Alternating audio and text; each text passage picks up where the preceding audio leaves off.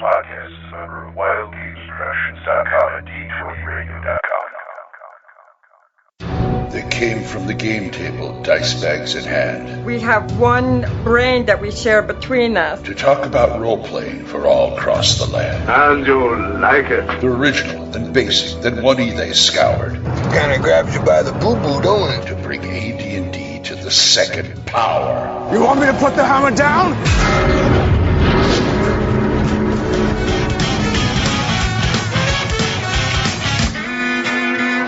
Welcome to THACO's Hammer, the best damn AD&D second edition podcast ever.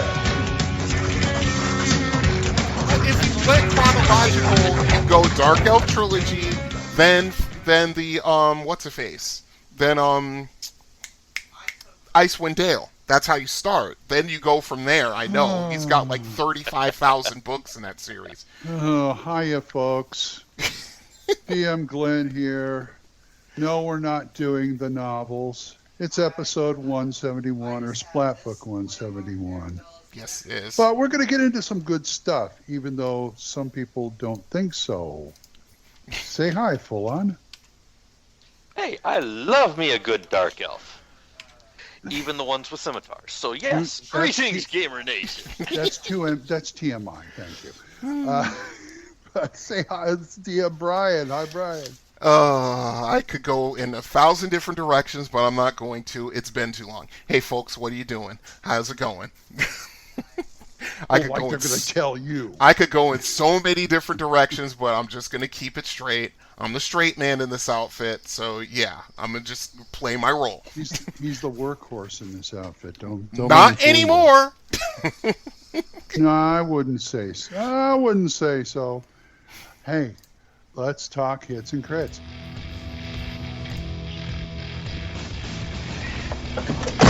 Well, One thought he was invincible, the other thought he could fly. so They were both wrong. Son of a bitch is dug in like an Alabama tick. You're hit. You're bleeding, man. I ain't got time to bleed. We're sending somebody in to negotiate. Anybody else want to negotiate? Hits and crits. Yes. I mean, yes, you have a lot of jobs, but you do just as much for this show. Mm-hmm. Well, I mean, even though I'm doing the editing for a while, I think that everybody give him a round of applause. Thank you very much. oh, please stop it. I'm only doing what I have to do. You're embarrassing me. Well, always. So you do what you have to do. What have you been doing?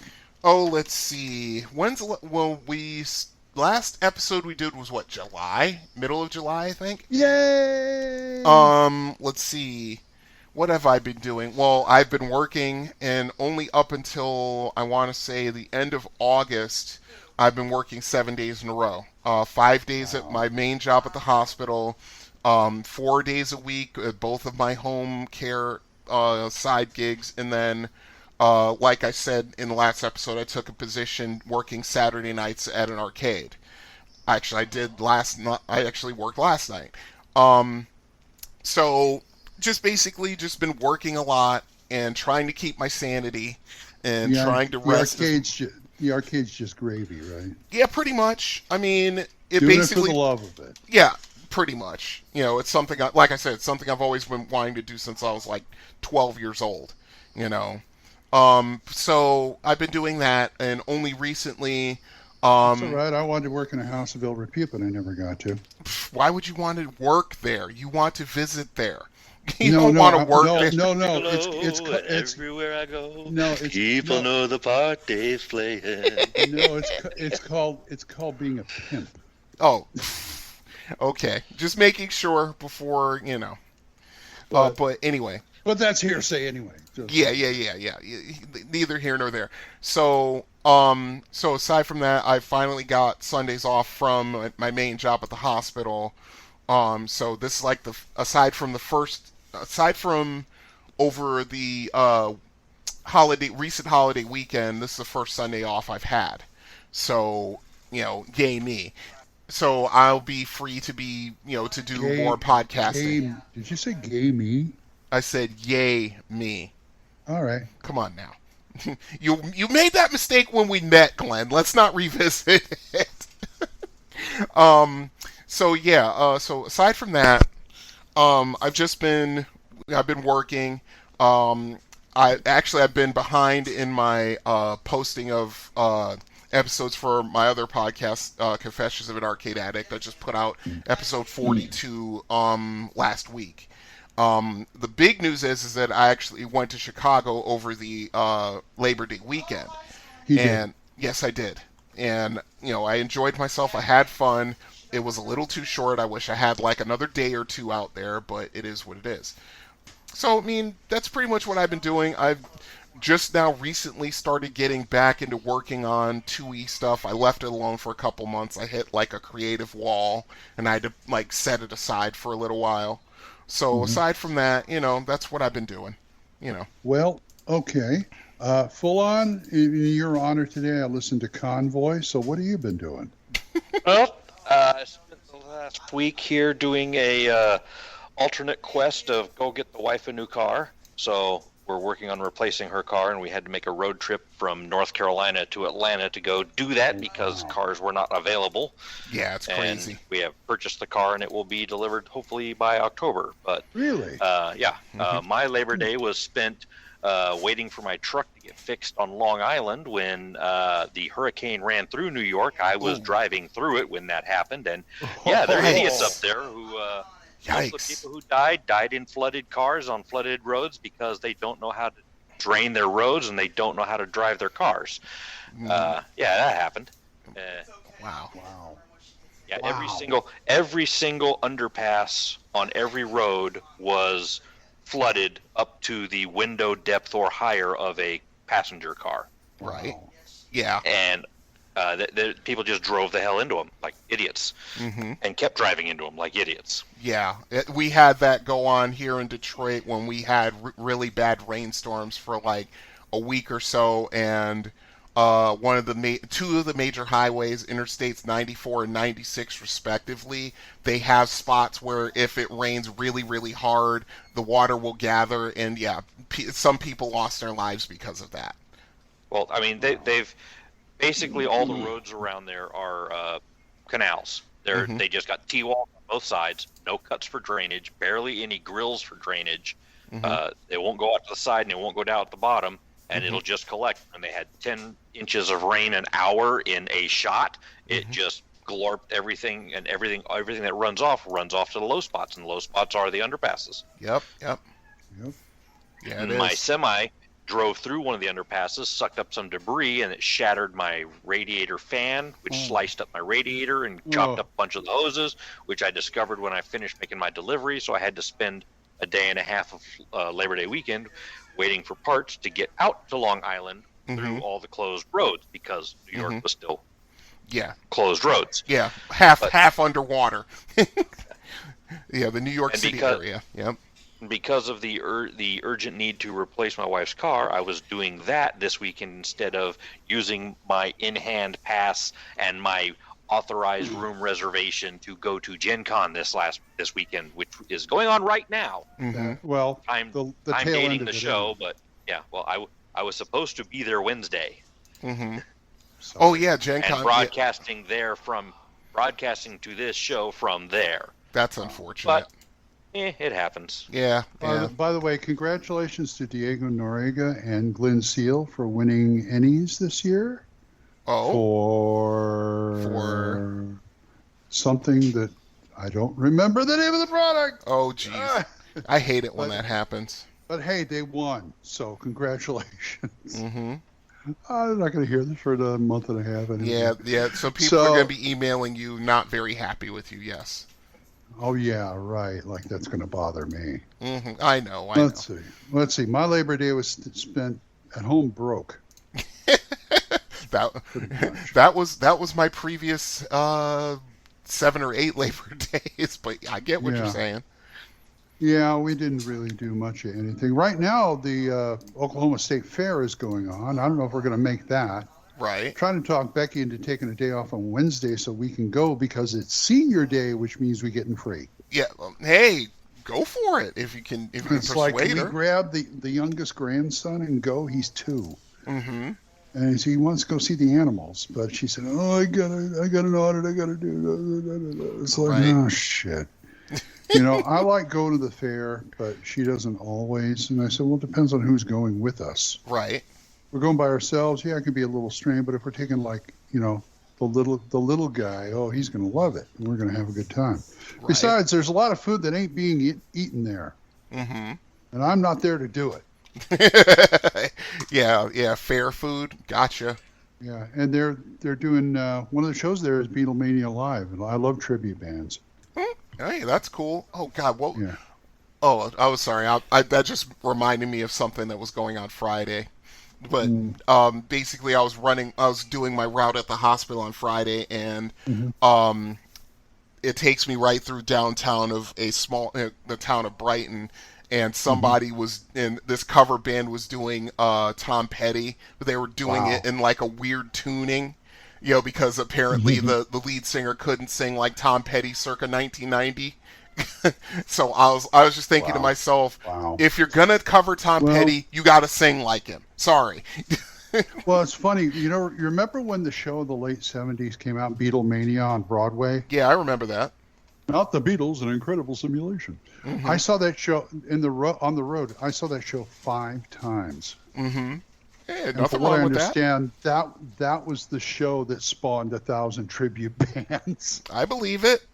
I absolutely believe it. About 15 years ago, 25 years ago, I saw one called the Fab Four when I was living in California, and they were really good. I mean, some of these, and you find out like 3/4 of them or all of them had done the show Beatlemania on the road because they had several, groups going on. But anyway, let's see, gaming wise. Yeah, me.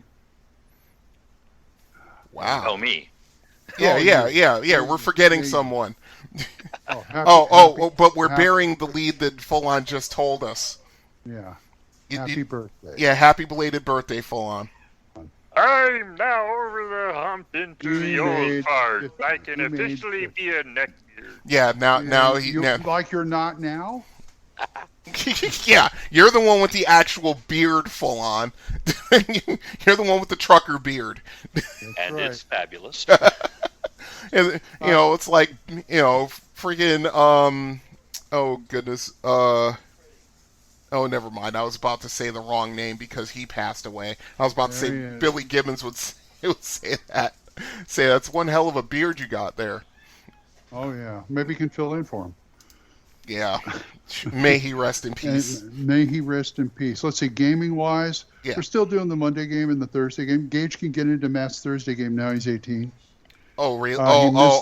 Right. Got it. Yeah, he missed this last week because one of his siblings tested positive for the COVID. So I said, I'm staying home. I'm staying home this weekend. I hear you. Yeah. So we've had a couple of COVID scares here. Yeah. I've got my once a month at the Monday game this Monday. Mm-hmm.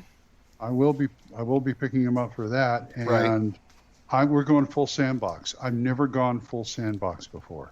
Just make sure you just be careful because it's like Frank Menser said, full sandbox can wear your DM out fast. Yeah.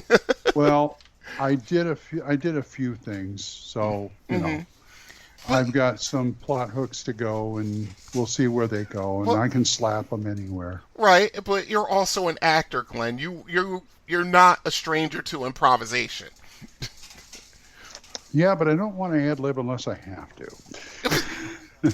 Says the man who just started a sandbox game. That's all it is. Hey, starting and running are two different things right now. Oh, yeah, fair enough. Just finish watching Overlord and Goblin Slayer to get your mind right, and then watch what was that other one? Grimgar to put a little soothing layer on that, and find something in the middle. Yeah, and throw in a little Tiny the Evil just for flavor. Okay, Tiny the Evil. But like I said, I found these Hexcrawl Chronicles from Frog God, and I've been stealing out of that. So there's I got 6 of the 7. Right. Anyway, yes. Gage has a D&D club at his high school. Cool. that but it's 5th edition, so that's not cool. There's, hey, he's playing. I know. He's playing, and I'm not there. So, got it. But just point him at the Steiner Scout Lance videos, and he'll be entertained. Oh, you heard of them? I play the BattleTech game all the time, full on. They have a mission in there that talks about a Steiner Scout Lance, which is all assault mechs. Yes, averaging 85 tons. No. Watch the videos. They're all Atlases. Yeah, exactly. Oh God. Yeah, Steiner Scout Lance. Yeah, that's okay. I took him down easy, but anyway, I asked him about it. He says, "How many people are in your club?" He says, "About 18." That's not bad. He says, "How many GMs do you have?" He said, 2, and I'm one of them. Wow. Jeez. And I said, "Well, okay, what are you running? Waterdeep Heist. Good luck." Oh, jeez. Ambitious, isn't he? Two groups of 7 to 8 to 9, 7 to 8 party members is a adequate old school party size. It is what they should. Yeah, I agree. Mm-hmm. Okay. Agreed. No problem. But, that's like every time I pick him up, like he comes over the weekend. Every time I pick him up, it's like, well, what happened in the club? I want to find out. It's not very often I get an insight into starting a whole group of kids who never played before. Yeah. We're old and jaded, and I don't have to deal with it myself. Yeah, without a doubt. I mean, we're old, experienced, and jaded. If we haven't seen it or experienced it, we heard about it. There ain't too much that surprises us, but yeah. I'm waiting for the stories to come out. So yeah, and trust me, they will come out. He's gonna find out how it is to be on the other side when people come up with wacky stuff that is way out of his. Go ahead. He's run stuff before. No, I mean for like his 1 or 2 of his friends and stuff like that, but not a whole big group. That's what I'm talking about. Now he's going to find out what it's going to be like because he's been giving headaches to DMs for a couple of years now. Now it's his turn. That's how that works. And he's got like 9 people in his group. So wow, I'm in a way I'm kind of jealous. Hey, did I tell you last time? Was it 2 weeks ago in my Monday game? My character kissed a Minotaur. No, you did not. Yes. I'm almost afraid to ask what happened. It was LoJack, and it was the Eberron game. And Carlos came up. We were in this town, a typical town, hive of scum and villainy, all that. Right. This guy was running an auction site, under this tent. This elf was. And he was offering things. And people were bidding on him, and it was weird because if you insulted him, he knocked down the price. That's an interesting concept. Okay, I like it. I mean, he haggles and stuff, and he came up with this long sword, and he threw it out there, and I just yelled, "I'll give you 12 gold for it." And then he starts the old, "What do you mean 12 gold? I said, "Come on, 12 golds. What do you want me to do? Kiss your mother?" And he says, "Yeah." And I said, "Bring her." And he goes, "Ma." And behind the curtain comes this female Minotaur. Wow. And so Carlos knows I won't back down. No, you will not. I said, "What do you do?" He says, I grabbed her by the waist and I said, "Pucker up, honey." I gave her a big, wet, sloppy kiss, and he knocked off 2 gold. I got the sword, and then before I left, I said, "Oh, tell your mother thanks for the tongue," and he gave me 2 gold back. Wow, that's hilarious. That was fun. Yeah, that is fun. Yeah. I was gonna say, of course you're gonna do that. That's funny. Now that we got the preliminaries out of the way, do we have any emails? Yes, we have emails. As a matter of fact, I was checking while we were going. Darn. Okay, good thing. First thing, we have emails from Moses Wildermuth. Yay! Yeah, for those who don't know, this is the guy who is the editor-in-chief for Gold and Glory. The 2E, yes. And okay, you want me to read it? I'm ashamed to say I had to sell my copy. Why'd you sell it? that he gave me. Why? Money. Oh, okay. Done. Fair enough. We wanted groceries that week. No, I get it. We were Dude. hurting. I had to sell more than that, but I'm saying, I'm sorry, Moses. I got sorry. you. I understand. Trust me, I had a Super Nintendo when I first moved to Florida, and I had to hock it to my groceries. I had to slim down the collection coming here into my new house. Right, so that's a pity. There were things that I really didn't want to let go of, but I had to. No, I got you. I got you. Anyway, Moses says what? Okay. Let's see. Hail and well met fellow adventurers. I think this is a form email, but we'll see. This is Mo Wilder, a.k.a. Moses Wildermuth. You may or may not know... No, I don't want to give him money for some prince. No, Oh, stop. Not stop. that kind. Okay. No. Let's see. You may or may not know me as the editor-in-chief of For Gold and Glory. Around 4 years ago, you were one of the first to give the game a review. Has it been 4 years ago? Has it been 4 years? I guess it has. Oh my god, where does the time go? Okay. To continue, I was very pleased that you mentioned specific things about improvements over the original game that you really liked. Most of what you mentioned was stuff that I was responsible for, some that I really had to push to get it through, even though you couldn't have known that at the time. There's some clues regarding those improvements hidden in my forward, okay? I'll have to dig out my copy. It's buried in the closet. Let's see. A friend back then offered to discuss setting up an interview for me to appear on your show and tell my side of the story. That was probably Corey. Unfortunately, I have terrible stage fright. It seems to be getting worse. It's ironic, but now that we finally have video forms, I want nothing to do with them. Okay, fair enough. Even if I could have pushed past the stage fright, my life turned completely upside down within a few months after hearing your show. About 90% of my belongings were either lost, stolen, or destroyed in the process, and I went off-grid until recently. Now I'm trying to stage a comeback. I want to create more supplements for FG&G with an ultimate goal of branching off to create a quote-unquote new game the same way Gary did back in 1979. I feel a strong urge to create Advance for Gold and Glory, but it's not going to be easy. Yeah, tell me about it. It's like, where are you going to go from second edition? I'd be interested to see this. Not third. No, not third. No, do not go in that direction, please. We've seen this movie. Okay, to continue. So this brings me to the reason that I'm writing to you. I wanted to let you know that I never forgot how one of you mentioned that it would be cool to have a baseball cap or something like that with the FG&G logo on it. Well, as of today, that is a reality at Mo Wilder's Little Shop of Wonders. He gives the address. I'll give this to you, Glenn, for posting it. Actually, I don't have to. You have access to the email account. What am I thinking? Making a comeback will require... We'll talk about that. Yeah, we'll talk about that. So making a comeback will require funding, so the shop is part of my larger fundraising activities, and he has a Patreon to go along with that.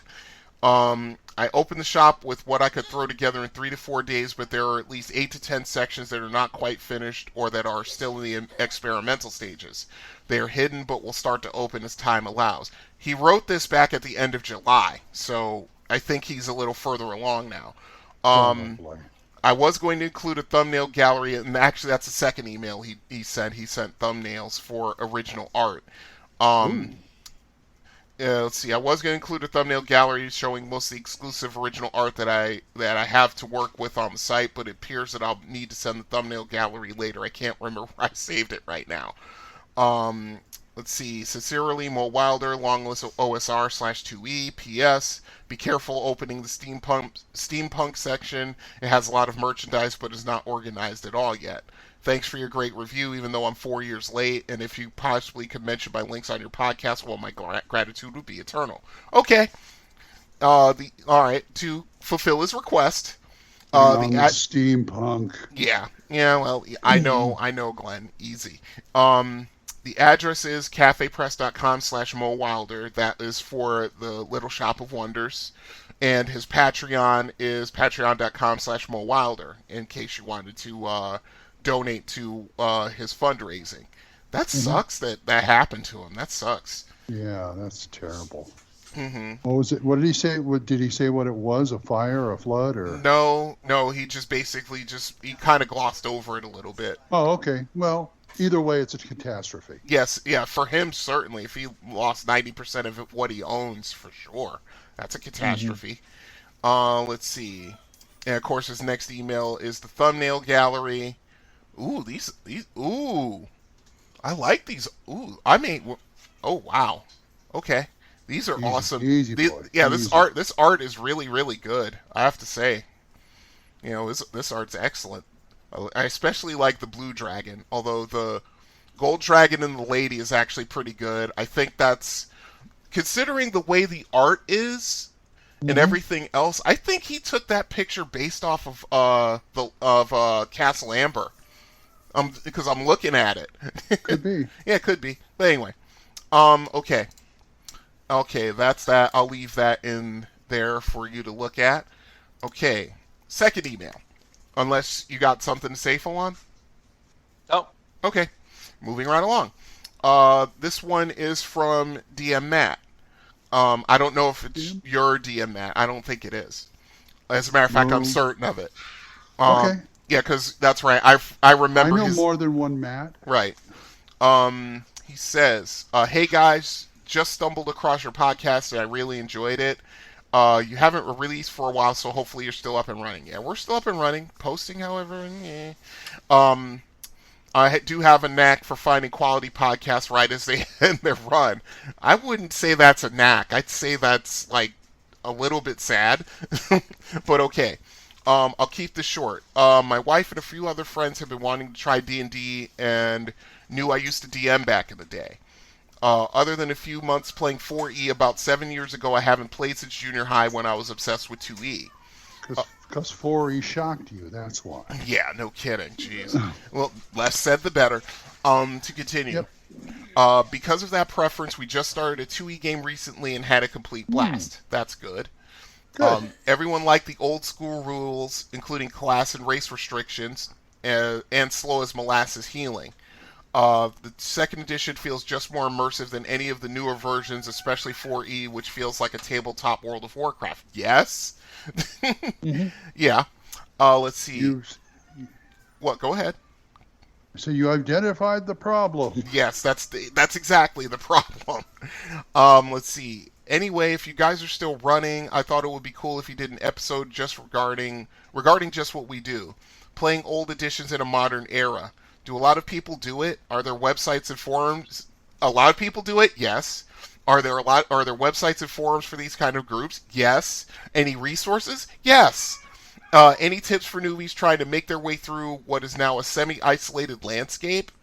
I've noticed in my cursory searches online there doesn't appear to be much, and 5e is the dominant contender, which makes sense, but it's disheartening at the same time. Yeah, tell me about it. Let's see. Other related topics. You must defeat the search algorithms which are paid for by the marketers. Yes. There are ways to get what you want to show up in your searches. You just have to make them work for it. Yes, exactly. Yeah. In other words, your Google flu needs to be stronger. Just kidding, Matt. Other related topics could be collecting old books and downloading online, adapting 5e adventures with second edition rules. Oh, anything Ravenloft. Oh, jeez. Just some idea. Go to drive-thru and get the PODs. Exactly. Just some ideas, and I guess I didn't keep it as short as I wanted, so I'll leave it at this. Thanks again for the backlog of work you've already done, and which I'm about to enjoy more fully, and I hope you guys are still carrying the torch for my favorite edition. Matt, P.S. In the last episode, you guys mentioned John Goodman, but no one comments on how DM Glenn sounds just like John Goodman. No, you don't. John Goodman I wouldn't say that. Yeah, I was going to say John Goodman has... His voice is slightly a deeper baritone than yours, Glenn. And excuse me? Slightly. I said slightly. Slightly. And it's a little... And actually, he's a little gravelier than you are. You know, that's... I could hit the low notes. Oh, yeah. You could play Walter Subchak easily. I've sung Elvira before and hit the low notes. So. That's true. Okay. Fair enough. But He's a little gravelier. yeah, a little gravelier. He's always been like that. Even back in the days when I was first watching him on Roseanne, that's when I noticed him. I noticed him in True Stories. Mm-hmm. Yeah, fantastic actor. Always has been. First time I saw him in True Stories, like, wow, somebody looks like me. Yeah. How about that? Yeah. See, there's hope for you yet, Glenn. Anyway, okay, let's address his questions. But there's no rules. Over the line! Yeah. Over the line. Sorry, Smokey, you're over the line. Anyway, okay. There actually are a lot of people who do play second edition. There actually are. It doesn't... I mean, when you're up against all the people that play 5th edition, especially all the new people that have been pulled towards the game, like a singularity, yes. Mm-hmm. I mean, you can't go to most friendly gaming stores these days, and if they're not playing Magic, they're playing 5e. That's just how it is. But there are. Are there websites and forums? Yes. There's Dragon's Foot. There's the Piazza. Dragon's Foot does dip its toe into 2e. Yeah, reluctantly, I might add. But it still goes fairly strong. There are a bunch of people there who are just constantly having discussions / arguments. I do call it Argument Town sometimes because that's what ends up happening. Oh, you love it. No, I don't. I don't go there that much anymore, honestly. Really? You're the one who always tells us what's going on in Dragon's Foot. No, I haven't had time. Okay. By the time I get home from work, it's like, and the whole thing is, it's like, it's one of those things where I just don't want to see an online argument. I see enough of it in social media. You know what I'm saying? So, but anyway, yeah, dragonsfoot.org. That's one. Unfortunately, I think Purple Worm finally died off. I think it did, and I'm sorry to see it go. Yeah, I know. That was a great resource for second edition. Another halfway. The best thing about it for me was what's that? The best thing about Purple Worm for me was the fact that they had an index of all the adventures in Dungeon Magazine. Yes, they did. But there's also a Dungeon Dex now. Yeah, but Dungeon Dex is all Dragon. Oh, there's Dungeon Dex? Yes, Dungeon Dex. Yeah. I'll give you the link. I think I have it. Yeah, because I know I have Dragon Dex bookmarked. Mm-hmm. But Dungeon Dex is new to me. Right. Okay, good. Let's see, where are we? PlanetAD&D.com, that's another message board. That one's not quite as active, but it's, people still go there and at the very least peruse what they talk about. Let's see, another one. Let's see. I mentioned the Piazza. That one is more based towards BECME, Basic D&D, but they do have a second edition forum. Their thing is they're collectors. Yes. Yeah, but they're actually a lot friendlier, and their discussions are a lot more civilized. I will say that. Yes, they are. And those are the ones that I visit. I mean, like I said, purpleworm.org was probably the standard bearer for second edition as far as stay away from N-World. Stay away from N-World. I don't even have that listed. I went there once, and once was enough for me. Let's see what else we got. I stopped that's pretty going much because the dang place is so slow to load. Mm-hmm, it isn't even worth it. Yeah, I agree with you. It does take a while to load because there's huge. There's just too much there for sure. Let's see. As far as finding games, if you want to go the online route, which is what the majority of people are doing these days, go to roll20.com. That's probably one of the better places, even though people will argue with us about it. Go ahead. Roll20.net. Sorry. My bad. Roll20.net. It's been a while since I've been there. Sorry. Roll20.net. And if you just want a down and dirty VTT without any fancy stuff, Owlbear Rodeo. Okay. Owlbear Rodeo. But you can find games on Roll20. So. Right. Yeah, easily. All you have to do is just... there's you click on a link that basically says you're looking for a game, and then you just state what you're looking for, and so, sure enough, you'll find. Sure one, enough, no games. I mean, there are tons of resources. I don't have the list in front of me, but there are a lot of. Actually, I do have the list in front of me. What am I thinking? And unfortunately, something like Roll20 or something, you are going to.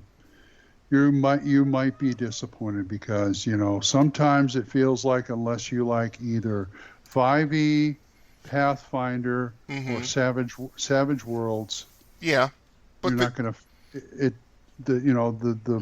The old school stuff doesn't turn up all that much. Right. Well, at the same time, there are old school games, just not as many. It's the same thing for real life. Right. Same thing for real life. Yeah.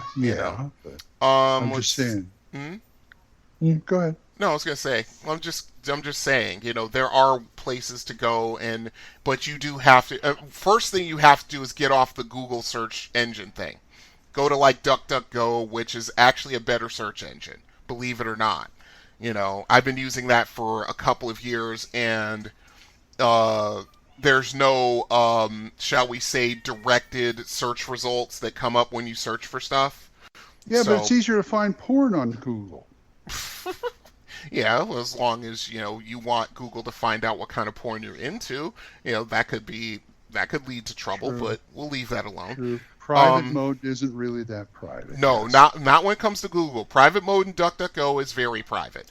Okay, but anyway, okay, tips for the newbie trying to make their way through what is now a semi-isolated landscape. Okay, also go on Facebook. That's another resource. There are at least 4 or 5 groups that are dedicated to second edition, even though people from the other editions intrude and start talking about stuff that, And there's at least one group dedicated for Golden Glory. Yes, there is. And, so that's another one. If you want some of these resources, Matt, just email the show. I can send them to you, and I'll send you what I have, and that'll get you started. Now, for the tips for doing it, I mean, you first of all, don't get discouraged. There are second edition players out there, and trust me, you're going to have to weed through some of them, because just like with every other edition, you have your power gamers and your rules lawyers and all that stuff. That's never going away as far as RPGs exist. But yeah, I mean, just don't get discouraged. You can get a game together. I mean, you already have a face-to-face game, so you're already a leg up on most people. That's right.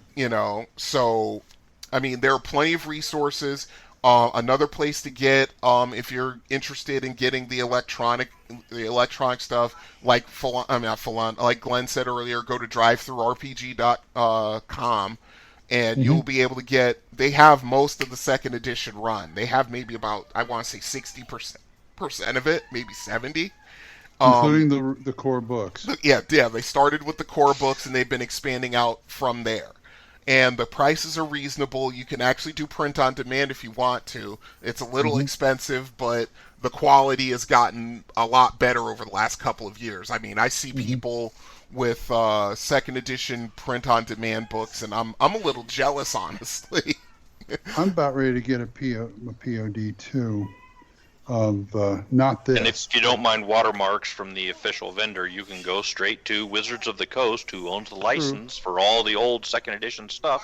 And if you force them to reveal it, you can get to the pages where they have the PDFs of all the old modules. That's right. Yeah, That's they do. right. I mean, And you have to dig into that website, though. They don't make it easy to find.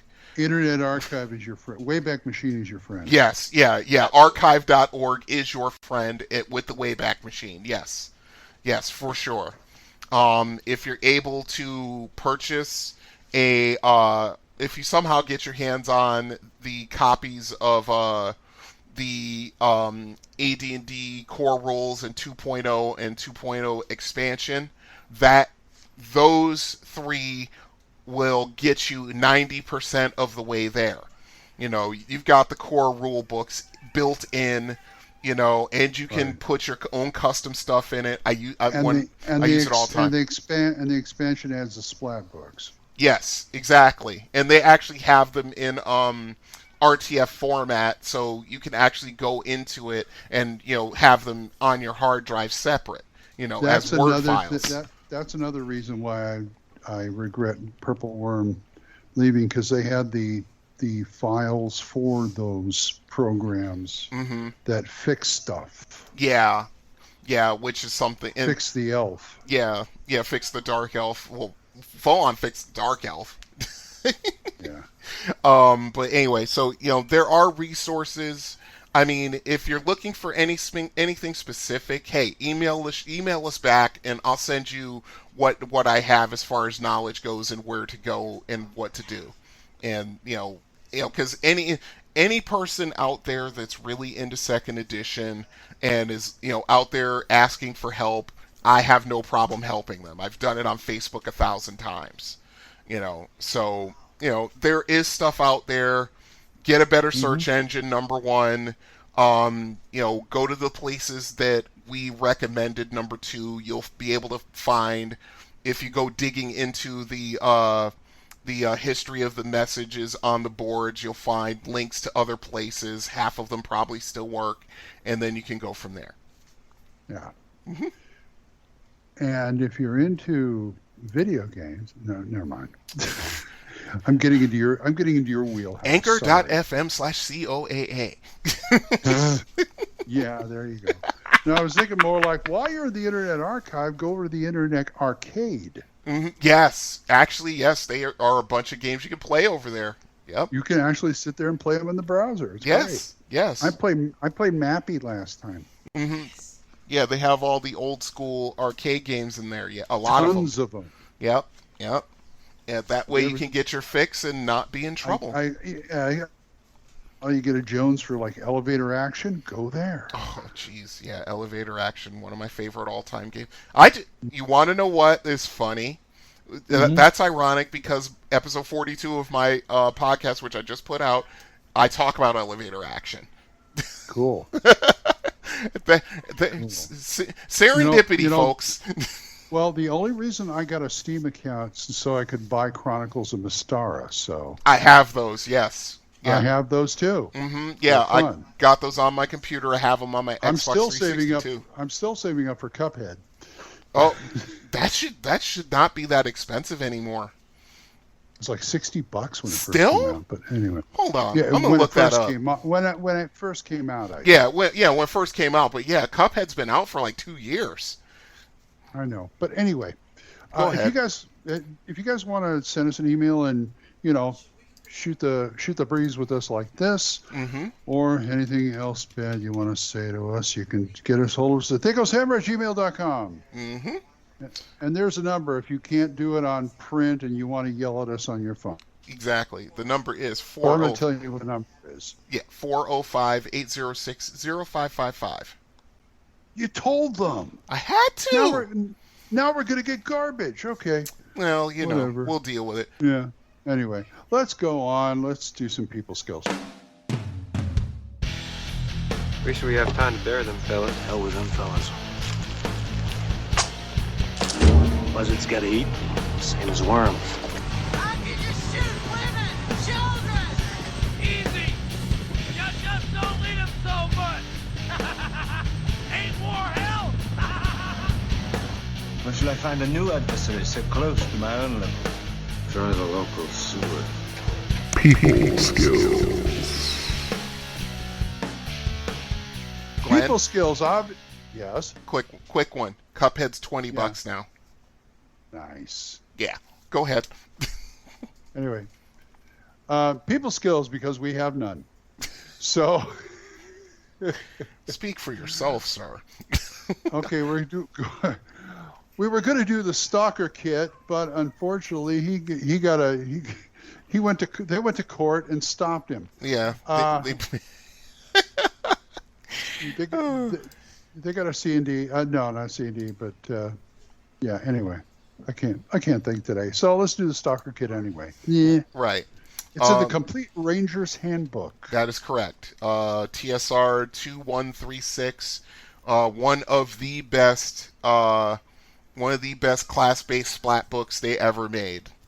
I would say probably close to number one, if not, if not number one, it's definitely top three.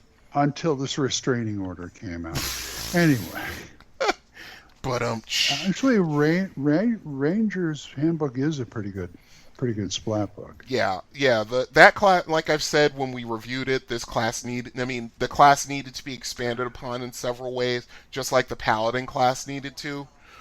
So yeah, and then the kits are actually pretty good, Oh yeah, that's right. 2E made him an official class, not a subclass. Correct. And they did the warrior class, but the subclasses were fighter, ranger, paladin. They just created another step. Okay. Are we ready? I got my panties in a bunch. Go. Anyway. Okay, the Stalker class. This is the description. At first glance, this soft-spoken, rather nondescript character seems hopelessly out of place in an adventuring party, looking instead like a town dweller who's wandered into the wilderness by mistake. But the drab demeanor is only a facade, concealing keen senses, a shrewd mind, and remarkable insight. Only his closest friend realized the extent of his expertise in intelligence gathering, and that's just the way he likes it. Stalkers. He wants to be underestimated. Exactly. Stalkers serve as spies, informants, and interrogators. Unlike other rangers, stalkers are comfortable in both wilderness and urban settings. Stalker may covertly observe a bandit camp to inventory their supplies and hostages, or eavesdrop in the corridors of an evil wizard's castle. A few innocuous questions enable him to distinguish friend from foe and fact from fiction. His mastery of stealth makes him a deadly opponent. Okay. I hear that. I like this. Yeah. Let's see. A stalker must have a minimum intelligence score of 14, and they must be human. That's the requirement. Human? Yep, That's human. Strange. Yeah. Let's see. Primary terrain is any. In addition, the stalker's primary terrain can be urban. That'll be in the special benefits. We'll get to that. The role they play, stalkers tend to be introspective and reflective, valuing intellect over physical prowess. They avoid drawing attention to themselves, seldom speaking unless directly addressed, them responding succinctly and without elaboration. So basically, they're men of few words. They avoid small talk and socializing, instead preferring the company of a good book or an hour spent examining an unusual footprint. Stalkers tend to suppress their emotions, so their decisions aren't colored by what they consider to be irrelevancies. Interesting. Though most describing me. Yeah, how about that? Though most people respect stalkers, they are also wary of them. The stalker's stealthiness and secrecy make many people uneasy, as these are traits usually associated with thieves and sneaks. But stalkers value honor as much as any ranger, and nobles rarely hesitate to hire one in times of crisis. A hired stalker can be trusted to focus on the job at hand, complete it efficiently, make his report, and then go on his way without comment. Adventuring parties often hire stalkers on retainer, although occasionally a stalker will join a party with no assurance of monetary reward if the adventure presents an intriguing challenge. Yeah, how about that? Stalkers are rarely party leaders, although they express their opinions freely when invited to do so. In combat, stalkers are brave but cautious, waiting for tactical opportunities to present themselves rather than charging into the fray. They prefer to surprise their opponents, striking silently and quickly. So, yeah, okay, I can see that. For a second, I thought that this sort of described Strider from Lord of the Rings, but not really. I was thinking more. What's that? What's that, Fawn? No, it's Goblin Slayer. Okay, fair enough. I'll take your word for that. I was thinking Batman. Yeah. That too. Yeah, there's another kit that describes Batman too, but yeah, I can see that. Okay, secondary skills, any weapon proficiencies. Stalkers can become proficient with only weapons they can easily conceal. Their weapon proficiencies are limited to blowgun, dagger, dart, knife, short sword, staff, and sling. They have optional weapons: the garrote, the rapier inside of a walking stick, and the stiletto. Okay, fair enough. Let's see, non-weapon proficiencies. They get alert and camouflage as bonus proficiencies. The recommended ones are blind fighting, etiquette, modern languages, persuasion, signaling, trail marking, and trail signs. And the last 4 there, those are proficiencies that are actually in the Ranger's Handbook. Let's see. Armor and equipment. A stalker prefers to carry no more gear than he can comfortably strap to his back. He wears well-made but unpretentious clothing similar to that of a laborer or peasant that allows him to blend in with crowds. Though he can wear any type of armor, he favors leather. Stalkers almost never carried shields, finding them awkward and restrictive. At the beginning of his career, the stalker receives a free terrain suit. That is a piece of equipment that we'll get into. That's later on in this actual book. He's got camo. Yeah, basically. The terrain suit corresponds to his primary terrain, which, for example, urban would be all black. Yeah. I was going to say they painted like wood, signs, carts, so he blended in on the street, That's funny. Garbage bum camouflage. Exactly. Garbage? Oh, yeah. Mm-hmm. Did you not watch, John Wick? Yeah, I did. You're right. You're absolutely right. Let's see. Species enemy. Any. Optionally, the stalker can declare a specific thieves guild or assassins guild as his species enemy, which is interesting. Let's see. Followers. Because a stalker prefers to work unhampered, his followers are limited in number, species, and size. Though he receives a career total of 2d6 followers like other rangers, a stalker has only one follower at a time. Robin. Let's see. I was thinking more like, Master Bruce, will you be home later tonight? No, that's a retainer. Let's see. A stalker won't acquire a new follower even if he releases his current follower or arranges for its care elsewhere. He must sever all ties with the old follower before another one will arrive. A stalker never accepts human or demi-human followers. Well, that's interesting. That's a twist. I wasn't expecting that. Nor will he accept followers whose intelligence compares favorably with that of humans, such as pixies or Aarakocra, as he fears such. Go ahead. Go on. Okay, go on. He fears what? As he fears such beings are undependable and may cause unnecessary distractions. Okay. What does that leave him? Mostly animals, dogs, wolves, because I was going to say he said humans and demi-humans. Correct. Yeah. No, rangers get animal followers. I know, but I figured more like a sidekick. Right. Yeah. That's what I was thinking until I read that. I know it's weird. Yeah. Let's see. Because he wishes to minimize the chances of attracting attention, all animal followers must be less than 4 feet tall, sizes small or tiny. So there you go. They don't want anybody having the bear. Yeah. Well, it is a little conspicuous walking through town with a 9-foot tall bear walking alongside you. Yes. Let's see. Go ahead. Grizzly Adams did it for years. Grizzly Adams was a mountain man. Grizzly Adams was a mountain man.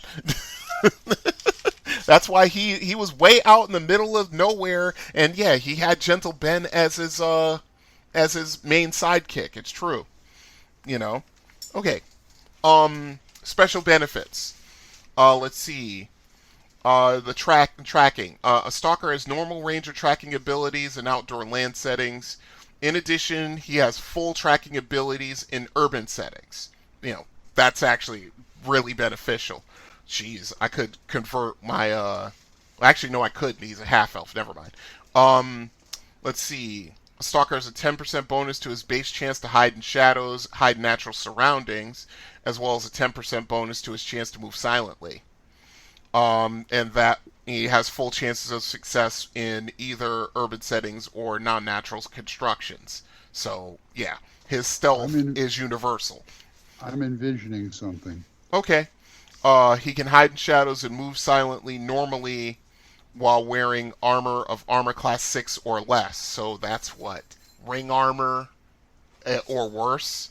Studded leather, ring, studded leather, cloth. I think that's how it goes. Let's see. When a stalker successfully uses his move silently to sneak up on an opponent to surprise him, the opponent suffers a -3 penalty to a surprise roll. He must be 90 feet or more from his party members without similar silent moving abilities. So it's akin to an elf, although I think the elf gets like a -4 penalty to the opponent's roll. So that's pretty good. Let's see. Interrogation. When interrogating an NPC for any reason, a stalker can acquire special knowledge about the NPC in one, but not both of the following ways. The first way, by making a successful intelligence check, using half the intelligence score rounded up, the stalker can determine the general alignment of the PC. If successful, the stalker learns the good-evil component of the NPC's alignment. So I am smiling so much right now. I bet you are.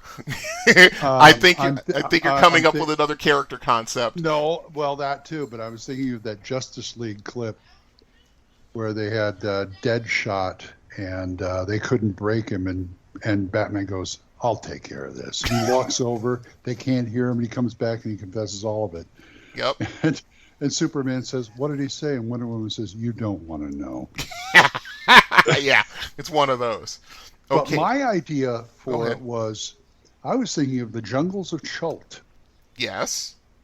A ranger with very little to no armor, but high dex. Dex, yeah. Lives in the jungle. Okay. Has a companion, as we talked about, Chimp. Tarzan. Yeah, Tarzan. Although there's one more.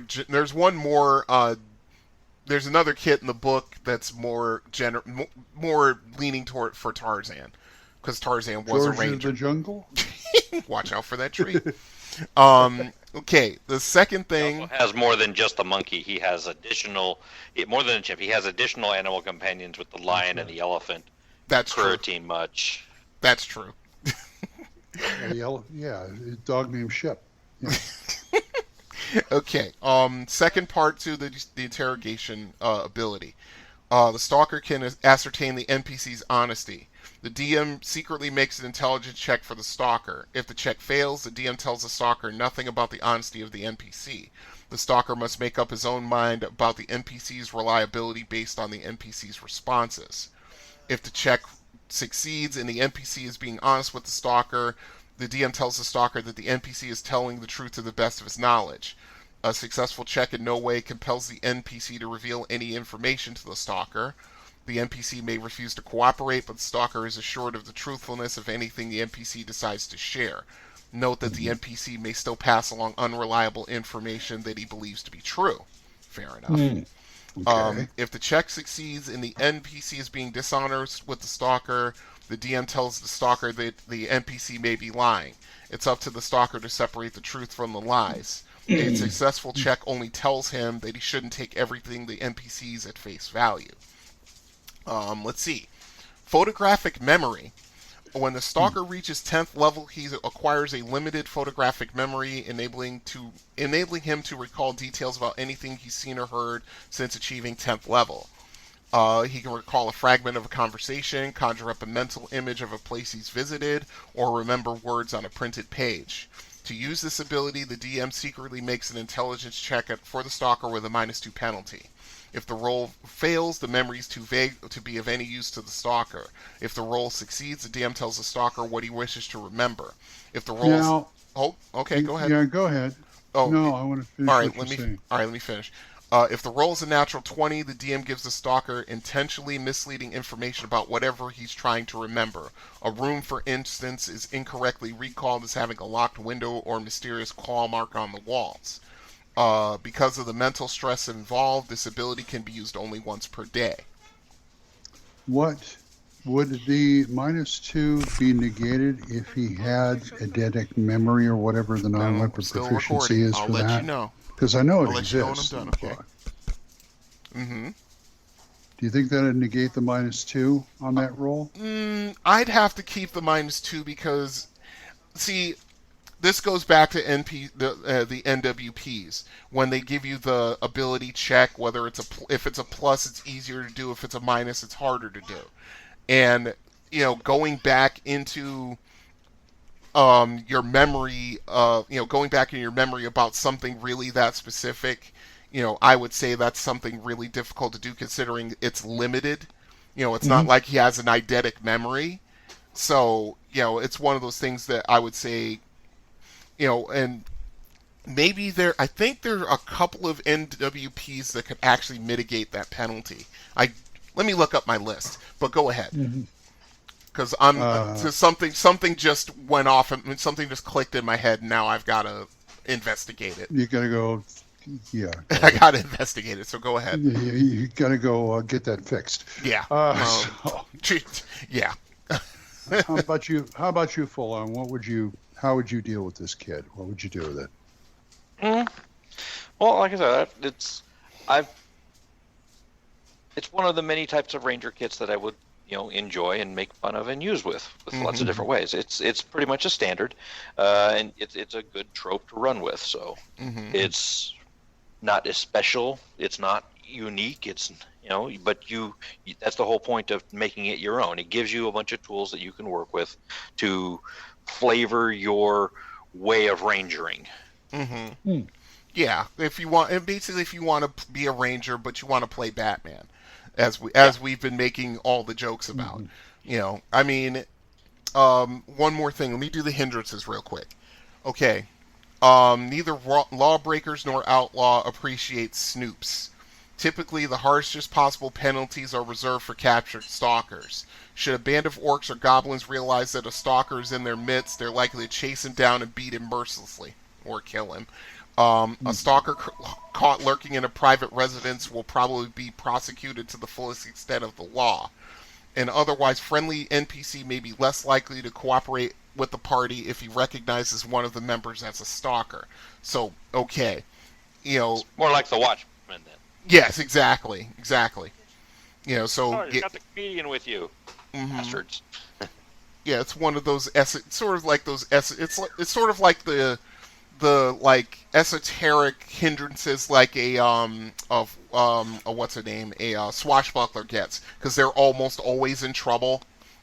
Trouble seems to always find them, and yeah, that's that basically is supposed to counteract all of the cool abilities swashbucklers get, but a lot of DMs don't enforce that to the fullest extent.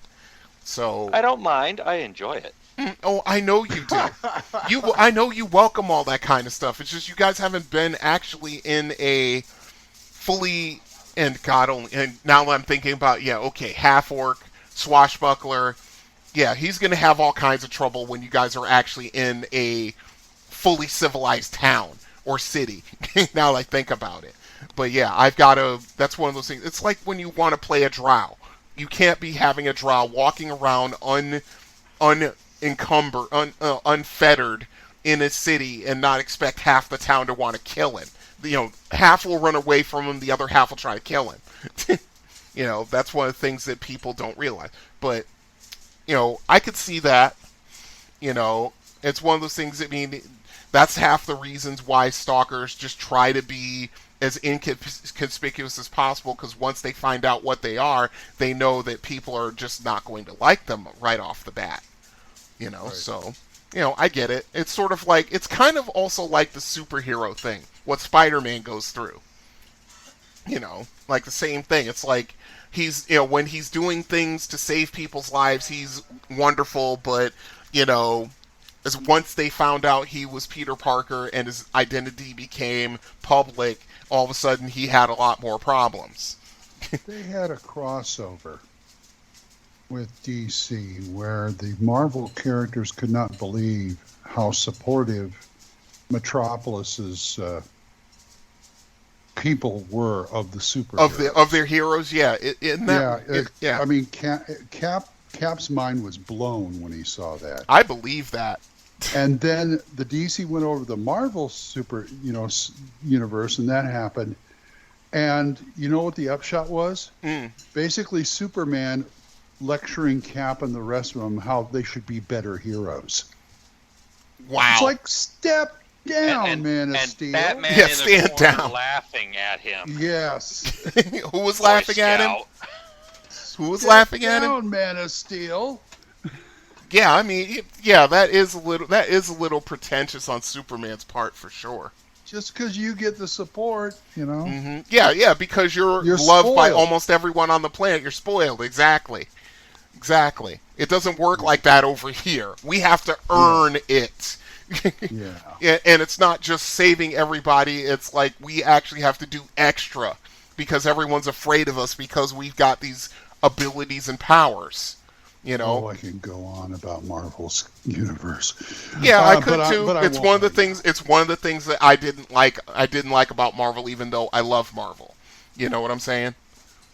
Marvel's always a love-hate, but then again, DC is a love-hate to a certain in a extent, different too. way. Exactly, in a different way. Yeah. No, you're right. You're right. Anyway. Yeah. That's the Stalker, folks. Ain't that exciting? No, it's not You could exciting. talk- They don't want excitement. Oh, It draws that's too right. much attention. Yes. Oops.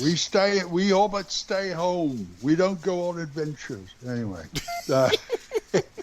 You guys want to talk about it, THACOshammer@gmail.com. That's all I can say. Yep. Let us go on to Magic Fingers. The White Wizard approaches.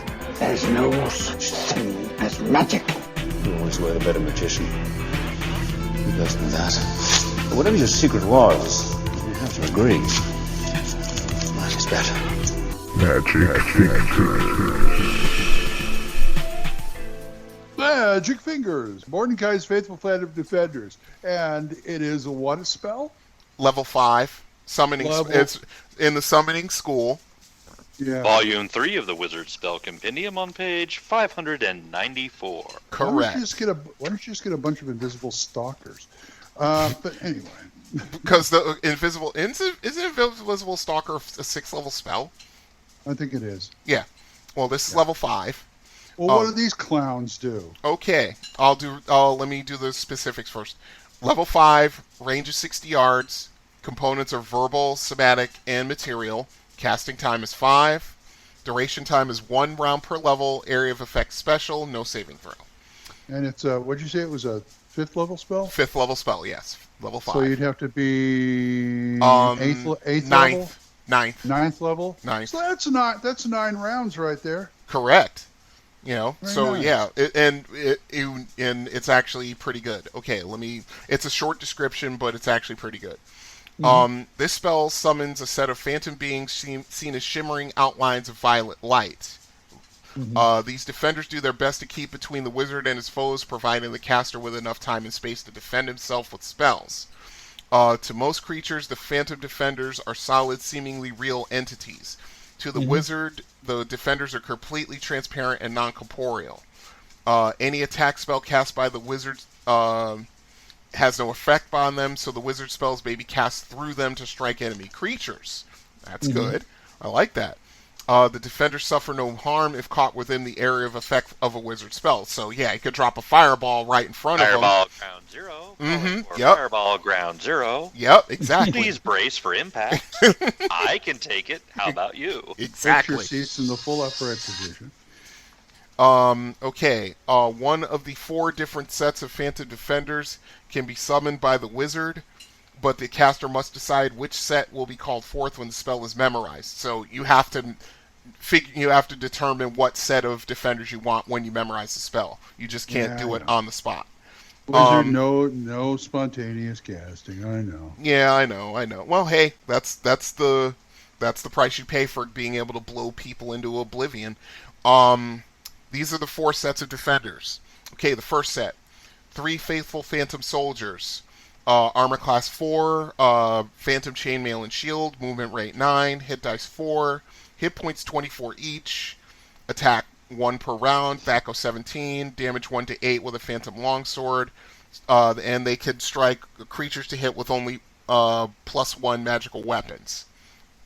The second set, 2 faithful phantom centaurs, AC 5, movement rate 18, hit dice 4, hit points 28 each. Attacks 1 per round, THACO 15, damage 1 to 6 with a Phantom Light Lance. So they could actually do charges for you if they wanted to. Special is they can hit creatures only hit by +2 magical weapons. You see how this is going. Set number 3, 8th Faithful Phantom Giant Bats. Armor class 3, movement rate 3 with a flying rate of 18, hit dice 2+2, 12 hit points each.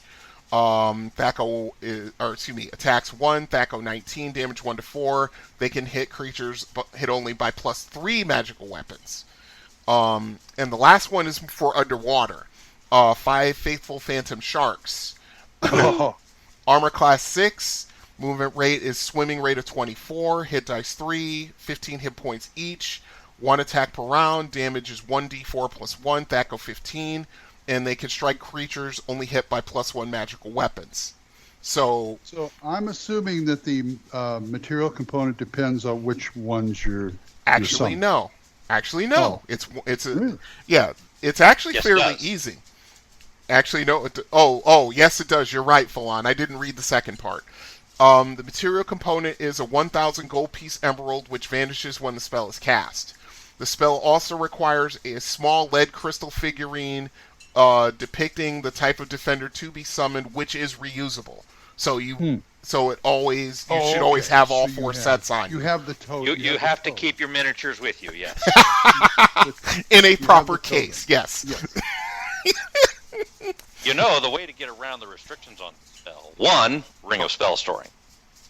Yes, because you would have to cast it with the material components and cast it into the ring, yes. Of the type that you want. So you can put all 4 yes, you could. A ring and then have your choice when you need it and do instant cast.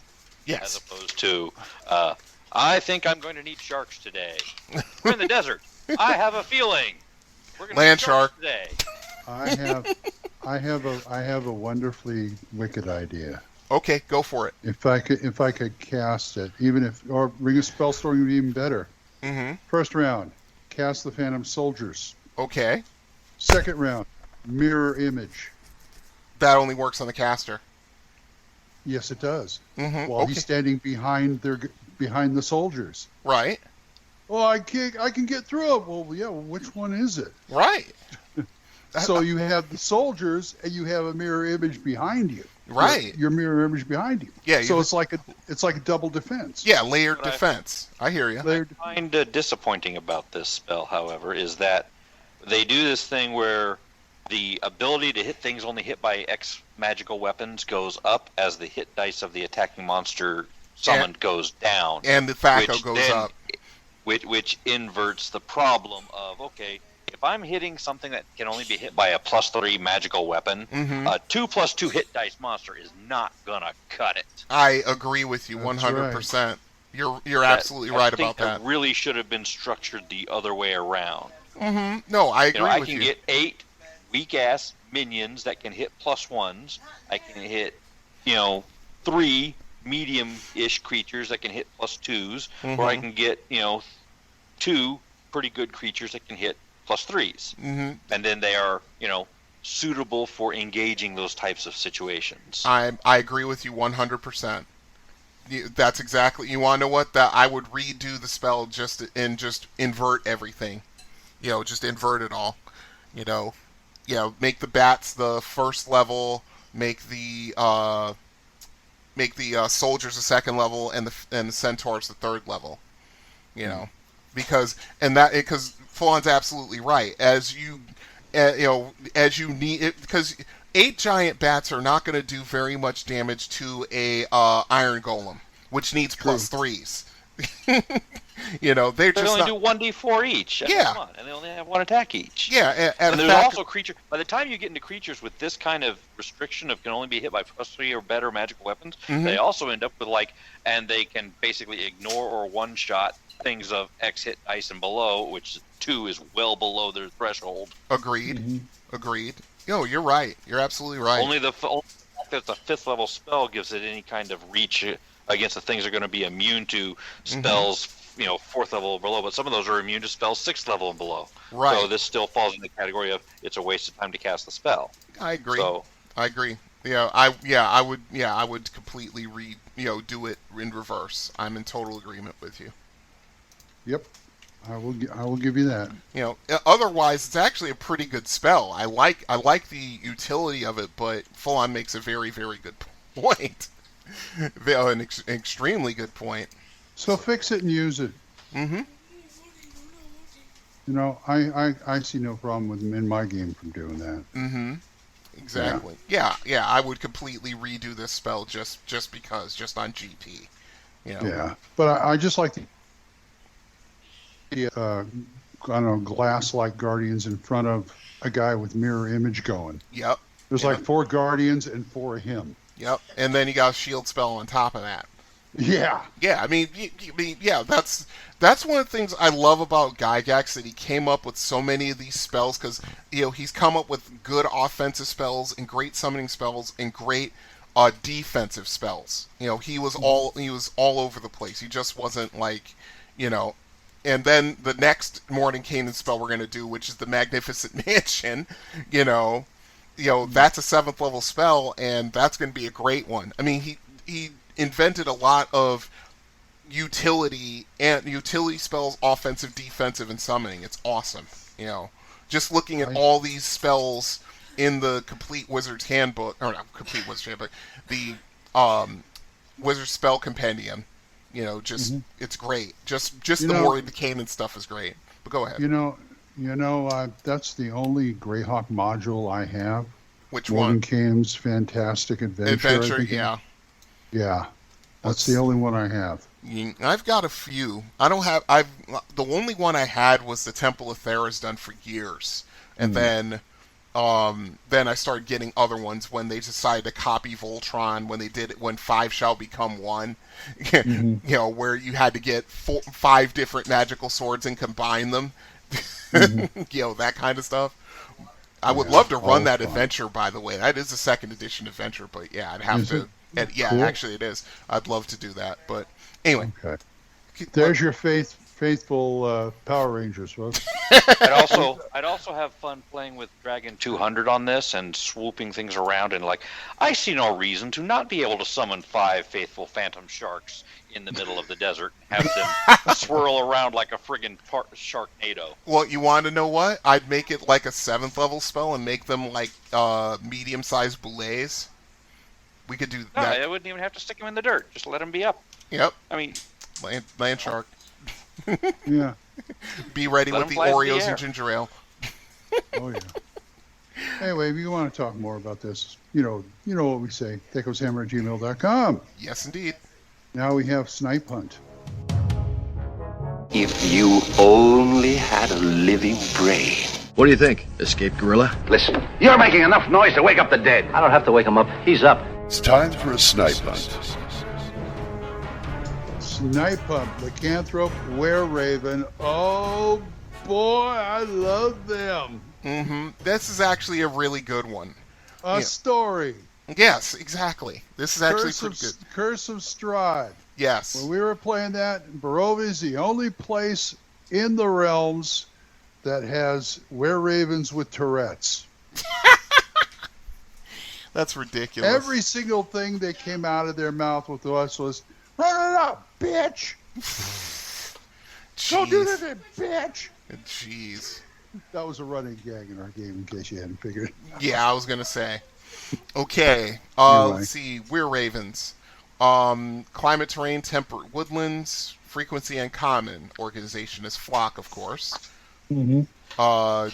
Activity cycle day. Omnivore for diet. Intelligence genius. 17 to 18. That's why they were part of the good guys in Curse of Strahd. Correct, and they are the good guys here. Alignment is neutral good. Number appearing 2 to 8. Armor class 6. Movement rate is 1, but a flying rate of 27. What's that? As a matter of fact, when we were playing Curse of Strahd, one of the many characters Gage played, because he kept dying, was a were-raven. Oh, characters dying off in Ravenloft? The devil, you say? No, Strahd, you say. Yeah. Even though we gave as good as we got, but right.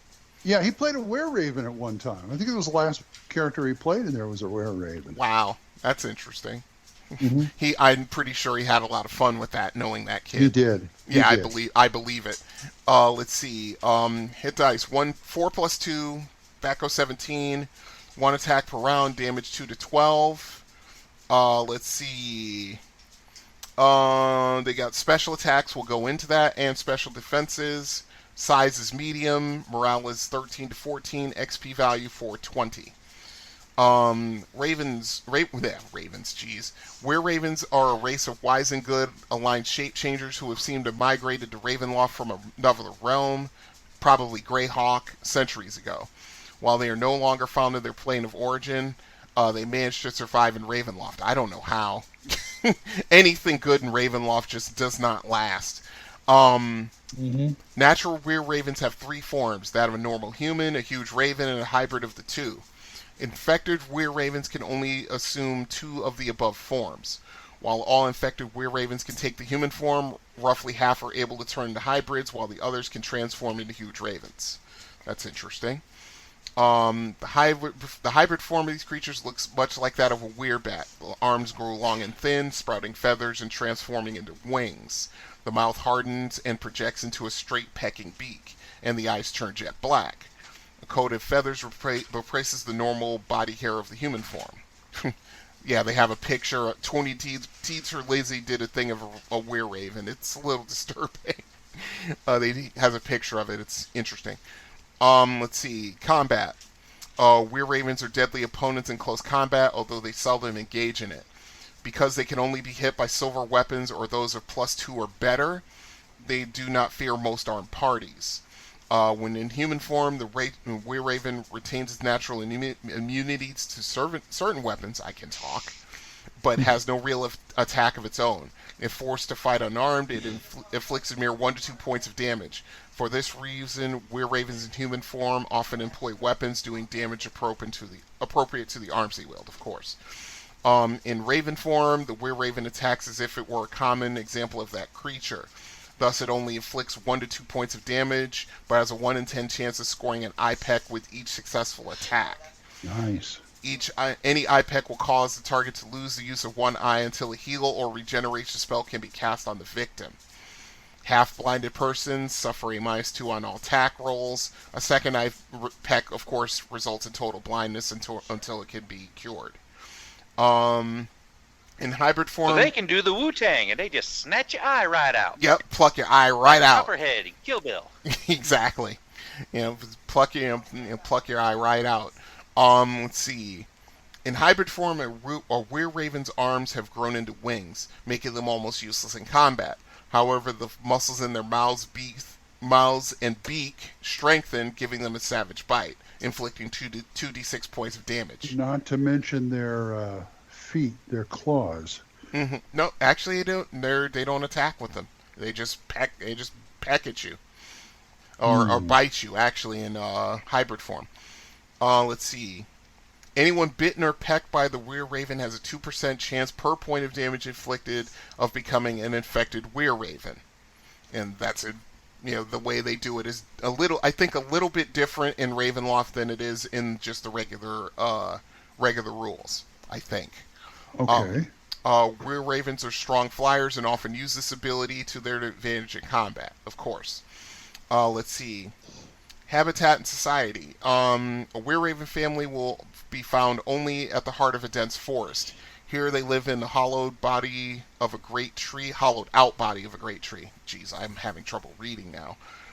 Entrance to their lair is possible only from above, if one doesn't wish to cut or break through the trunk itself. Curiously, the were-ravens are able to keep the tree in which they nest from dying even after they have hollowed it out. So it is difficult to distinguish normal trees from their lair. I think that's what they say. The way they typed it out is weird. Were-ravens recognize that they are bastions of good in a land dominated by evil. They have managed to survive by avoiding large populations or overt acts of good that would draw attention to the reigning lords to them. Thus, a were-raven flock will generally have no more than 2 to 8 adults in it. Of course, such groups have young with them, 1 to 4 young per 2 adults. But these are seldom encountered, for they remain in a true raven state until they are old enough to fend for themselves. In addition, a were-raven lair will draw 1 to 100 common ravens to nest in the trees about it. That's interesting. These wise birds will serve the were-ravens, doing their bidding and striving to protect them from harm. Were-ravens are not opposed to helping out the cause of good in Ravenloft, but they do so reluctantly. This is not because they do not wish to do good, but they fear the wrath of the dark powers. It is said that the were-ravens have come to the aid of the endangered Vistani clans on several occasions, and that close ties exist between the two races, but neither will admit this openly. That's interesting. Let's see, ecology. Were-ravens are omnivores who prefer to maintain a vegetarian diet. They enjoy berries and nuts, but will eat carrion or kill for fresh meat from time to time in order to maintain good health. And that's it. Occasional rabbit or something. Yeah, rabbit, squirrel, evil aligned human, something like that. Some random goblin, yeah. Yeah, something. So, oh, how about that? Full on just gave us an idea. There is a anime about a were-raven called Joran, the Princess of Snow and Blood. I'll have to look that up. I have Crunchyroll. I'll have to check that out. It's a very good one. Okay, cool. Yeah, I'll look very into stylized. it. Very good with ketchup. But the other things you need to pay attention to in this that they didn't give you specifics on that you probably have to work out for use. You probably want to figure out how strong they are and what their flight lift capacity is. The average flight speed of the unladen were-raven is of concern because if I don't have anything other than pecking, when I'm in were-raven hybrid form, I also have big-ass wings and can fly, so I'm going to use gravity to my advantage. Yep. Your pain. Only if you're carrying a coconut. No, pick people up and drop them from great heights. That's swallow. Vital tactic. Yes, you're right. That would be cool. You mean you can't have a were-raven that's ambidextrous that can put like a dagger in their claw on their feet? You could. I don't see why you couldn't.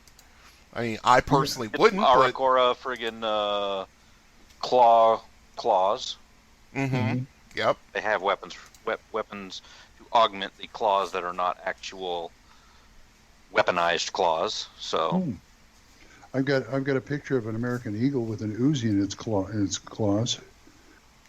But that's Gamma World. So. Yeah, I was gonna say wrong game system. Same idea. You could also have fun having were-ravens team up with some Kenku. Oh, that would be interesting. Yeah, have the Kenku be their actual physical bodyguards. I could see that. There'd be I could see this. You know what? Stop. What? Stop. We're putting that. We are putting this in a brainstorm. I just got an idea. Later. I just got an idea. I'm going to put it in the next episode. Later, Frank. Yeah. You're welcome. Yep. Okay, well, that's an interesting turn of events, but yep. I just got a really good idea. And you're not going to spill it? No. Well, let's put it this way: 2 words. A were-raven airy. Not just a trunk, not just a tree, not just a hollowed out tree where the family lives, but an actual airy, like on top of a mountain. And I'm gonna leave it at that. Or in a cave in the bottom of Serene. They'd also make really good examples of better versions of the ravens in Game of Thrones. Mm-hmm. This is how everybody can talk to them. They're were-ravens. Exactly. It's the secret cult inside the Maesters. Mm-hmm. The keepers of the ravens are secretly were-ravens. Well, how about and maybe through accident or something else going on, maybe Bran is turning into one. Maybe. But it's just a long, drawn-out process by association. It's not like he got bit by one, but So that's what Odin's ravens are. Well, again, that's the whole thing of how you get actual lycanthropes versus infected lycanthropes. Usually, the actual lycanthropes, if not bred, are made. What? And when they're made by I know, great Marcus, curses, as great soon as I'm powers, or finished, we're almost done. three-eyed raven type culty things. Hmm. So yeah, I like that idea. I mean, this. I mean, now these are exclusive to Ravenloft, but I wouldn't. I would be. They would just be really, really reclusive. Reclusive monsters in my Mystara campaign, but a source of wisdom and a source of assistance if, number one, you can reach them, and number two, you can prove good intentions to them. Things like that. Like they'd be like a council of Weir Ravens, like the whole family's like a council, and they protect the wilderness right around their area and so forth and so on. You could easily have that kind of area be perhaps in the elemental plane of air. Mm-hmm. Also, since they're big into lurking on evil worlds and trying to be the outpost of good in an evil place, they could be anywhere among the lower aerial kingdoms and constantly spying on Pazuzu, lord of the lower aerial kingdoms, etc., and so forth. That makes sense to me. I like it. See, that also means that if you have a party that happens to be planescaping their way through the abyss or hells or some other odd, unpleasant place like that, and they're in a lurch, and you need to steer them towards aid, they could encounter the spying outpost of the Were-Ravens. I like that. I mean, these are one of the rare monsters that just in a source of assistance from an unexpected quarter. Let's put it that way. They're both in the woods. I assume there would be a good relationship between Were-Ravens and Were-Bears. Yeah, I could see them on good terms. Sure. Yeah. I mean, they may not see eye to eye on a lot of things, but when it comes to the common good, I could see them being allied. Yeah. They may think they may not think much of each other. May not think much of each other. Normally, but when there's a threat to their region, they will certainly band together to assist in its defense. Sure. Yeah. There's a bunch. What kind of spell components could you make out of a Were-Raven? I could see them hunting them in their hybrid form to get components for a cloak of flying, or wings of flying would be wings of suitable. Flying. Yep. Or winged boots for that matter. Winged boots would work. Anything. I think anything associated with flying would work best. Or like, or maybe. Oh, what did they call? What was the spell in 3rd edition that was like strength, but it was for wisdom or intelligence? Where they did all the ability scores. They gave you a spell that augmented all of them. Something like that, like Owl's Wisdom or something like that. Like using a Were-Raven feather as a spell component, to increase your intelligence or wisdom. Things like that. Then there's Brandon Lee. No, that's the Crow. Yeah, that's the Crow. And unfortunately, Brandon Lee's been dead for 30 years. Yeah. Wow, that long? Yeah, the Crow was like, what, early 90s? Mid-90s? No, 1994. Yeah, so it was like mid-90s. Yeah, it's been about 30 years. Okay. Anyway, there you have it. The Were-Raven, folks. THACO's Hammer, gmail.com. Now we go on to Tomes of Legend. In a world where adventurers do not follow the rule of burn all the books, you will find Tomes of Legend.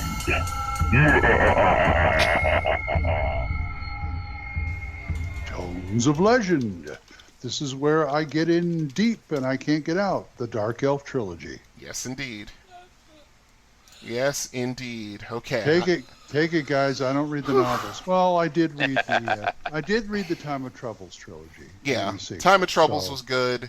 That was a good introduction to 2nd edition AD&D because that's what it was. Well, yeah, and the sequel, Cyric the Mad or what? Yeah, the Trial sequel of Cyrix the Mad was better. No, not Trial, but I can't remember the name of it. But it was better than the other three that came before. Prince of Lies, you mean? Prince of Lies, yeah. That was good, actually. That was an excellent one. Anyway, Okay. we got the damn Drizzit. Yep. Okay. Anyway, Icewind Dale. Yes, he was introducing the Icewind Dale trilogy. Probably, if not the most popular character in D&D, he's certainly top 3. Maybe top 5 at the very least, most likely top 3. So when you went through the Icewind Dale trilogy, as we did in Tomes of Legend, God only knows how long ago, we described his journey through that trilogy, where he's constantly doing good things for the 10 Towns area, but he's always under suspicion and it only got worse when they left 10 Towns and they went to Silvery Moon, where it was supposed to be the most tolerant city in the realms, and it wasn't. They wouldn't let him in, and things like that, even though it was heavily implied he had a little bit of a love affair with Illustrial at the end. There was a sentence or two that really implied that he ended up getting into Silvery Moon and they got together and had themselves a little tryst, but that's neither here nor there. Tryst. Yeah, a tryst with Drist. Yeah, exactly. Yeah. Now, the Dark Elf trilogy decided to make a prequel to the Icewind Dale trilogy, and this describes how Drizzt came to be. And, it basically goes from the moment of his birth, when it was basically told, because he was born with lavender eyes, his mother was told to kill him, and she couldn't. That's what started this whole thing. They wanted to kill him the moment he came out of the womb, and his mother couldn't. Surprise. So, I'm just going off memory. I haven't read the Dark Elf trilogy in, I'd say, probably about 2 years. I do reread it from time to time. But basically, it's also a primer on Dark Elf society. This is where it started. How the Drow are as a society, and it's all basically just political maneuverings, assassinations, portents as to what what Lolth is telling them to do, and it's just a lot of chaos, which is the way Lolth likes it. Warmed you up for Game of Thrones as the houses maneuver against each other and work on wiping each other out. Yep. Correct. And you get used to, people I like die. Well, yeah, it's Drow. Yep. And it begat Menzo Baranzan. Correct. That was the other thing. Set. Yep. That was the whole thing, because once this came out, people were clamoring for more information so they could put it in their campaigns. And making the DM's life miserable because everybody wanted to play him. Yeah, exactly. Well, that had been going on since the Icewind Dale trilogy, for sure. Remember, this came out when First Edition was still active. The first Icewind Dale book came out in, 88? So this is still 2 years before, or 1 year before Second Edition even started. Or was it 87? Is it 87 or 88? I'd have to look it up. But either way. So the first book, which is called Homeland, that follows the story of Drizzt from the circumstances of his birth and his upbringing amongst the Drow, and he's already good aligned. And his father, Zaknafane, who is the arms master for House Do'Urden, who is not... Actually, no, I take that back. They listed him as lawful evil. That's right. But he was different enough in his outlook and his beliefs from typical Drow society, so they're both more or less outliers in Drow society. So it's going from his birth, childhood, him being always more or less abused by his elder sisters, which is typical in Drow society as well. Of course, it's a matriarchy. The women are stronger than the males. It doesn't have to be a matriarchy for your sisters to get on your case all the time. I have one. Yeah, I know, but yeah, I'm just saying this is what Drizzt was up against, and you've got a chaotic good person in a chaotic evil society, and he's growing up through there, and there are you're introduced to all of his sisters, to his mother, to his brothers, to his uncle. His uncle's like the high wizard in Menzoberranzan, and it just goes from there. And he's trying basically to follow his principles in as he's growing up in a drow society. I mean, one of the things that he did that sort of that showed you how different he was is when he and his brother took a force of drow and invaded a deep gnome enclave. And while all the other drow were happy to kill, as many deep gnomes as they could find, Drizzt ended up just crippling the leader of the society rather than killing him. And basically more or less telling him, stay down, I'm not killing you, stay down, pretend you're dead, and things like that. That's the first book, and it basically goes all the way up to where he has finally had enough, and he's got to leave. He knows he's got to leave, otherwise he's just going to end up being just like them. And he ends up more or less getting into a duel with his father, and it's like this whole drawn-out thing, because you're talking, as he's grown up through here, in game terms, he's going from a first-level fighter to, 14th, I think, 14th level fighter, or 13th, I think, and his father's like a 15th level fighter, something like that. I mean, he's actually, I take that back, his father was 18th, that's what it was. Calling the old man out. Yeah, for sure, and it ends up being one of the things that they find out through a whole bunch of disseminating through a bunch of, lies they've both been told about the other. And this whole fight was set up more or less by Drizzt's mother, Matron Malice, basically lying to them both, saying, oh, Drizzt is doing this, and she's going to Drizzt and saying, oh, your father's doing that, and they basically convincing them that they both have to kill the other person, but they find out through that fight that it's all been a lie. So, and then I think, full on, correct me if I'm wrong about this, but at the end, basically Zaknafein more or less tells Drizzt to leave, and because of that, Matron Malice finds out and puts Zaknafein to death. I think that's how it ended up. I think that's how it went. I believe death was too good for him. They did other things to him. No, there were. He ended up dying, but they ended up bringing him back later. Yeah. But we'll go on through that. So that's the first book, where he basically... Part of his breakaway also involved doing surface raids and encountering surface elves. Correct. Yeah. And not killing them all like he was supposed to, even though he, was a participant in the raid and made one of those, Tales of Vengeance elf backstories. The drow came up and slaughtered our people, so this person goes crazy and wants to kill Drizzt. Right. And doesn't give him the time of day, even though he actually saved her. Yep. Yeah, that did... Wait a minute, he did... Super racist, drow. Yeah, exactly. Okay, so that's the first book. The second book, Exile. This is about pretty much from the time he leaves the Underdark, where he's basically wandering around the Underdark for 10 years. Solo your way through the Underdark to try to find the surface. Exactly, and the only ally he has is Guinevere, which is the magical panther he acquired in the previous book.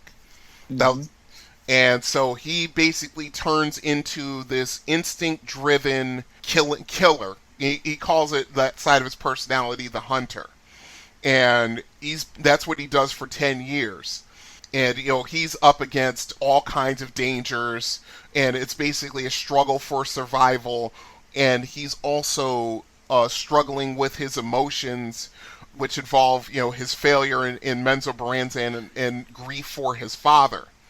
And, he decides after a while that he can't live the way he's living, because, he'll just basically be like, well, if you're either I'm going to let you go or I'm going to kill you. And those were the only two options he would give whatever he found in his 10 years in the Underdark. So from that point forward, he decides to go to the surface. Of course, I'm glossing over a lot of it because I can't remember most of it. But we're getting to the third book, which is called Sojourn. And this is the story of him coming out to the surface and facing adversity due to the infamy of his kin, of course. Mm-hmm. He's basically trying to find a place to live among the humans that live between the cities of Sunbar and the dwarven city of Citadel Adbar. He's rejected and hunted, trying to hunt him down and kill him. And then he meets an elderly blind man called Montolio de Brochet, who is like a blind master ranger. He was like, oh god, what level was he? I think he was like 14th or 15th level in game terms. And from that point forward, Montolio took Drizzt in and basically he became a ranger from that point forward. He was, I think Drizzt was like a 14th or 15th level fighter when he came to the surface, and then he dual classed into a ranger. So, wine good. So basically, Montolio taught him to be honorable. He taught him the worship of Myliki, who was goddess of nature in the Forgotten Realms, until a long, long time later, Drizzt renounced her. But that's a long, long way in the future. Wow.